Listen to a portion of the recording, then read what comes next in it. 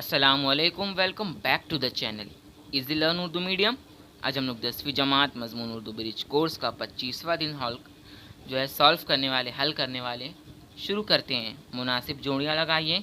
आपको सतून अलिफ और सतून बे से जोड़ियाँ लगानी हैं। इस तरीके से आँख की जोड़ी लगानी है आपको चश्म से, अश्क की जोड़ी लगानी है आंसू से, सावन की जोड़ी लगानी है बहार बरसात का महीना से, रिदा की जोड़ी लगानी है चादर से। सवाल नंबर 2, नू आँखें हैं, है ना, मेरी सावन भादो, इस मिसरे की वजाहत करते हुए अपनी ज़ाती राय दीजिए। जवाब,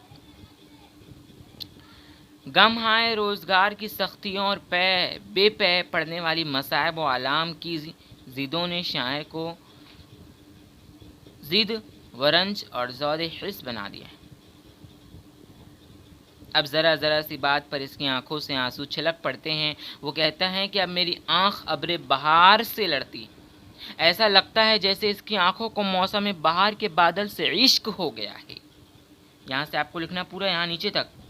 इसी तरह इसकी आंखों में भी बरस के 12 महीने झड़ी लगी रहती। अगला सवाल, मीर अनीस के हालात ज़िंदगी के मुतअल्लिक़ अपने असातिज़ा से मज़ीद मालूमात हासिल कीजिए और अपनी बयाज़ में लिखिए। मीर अनीस के बारे में देखिए, यहाँ पर आपको दिया हुआ है जान पहचान।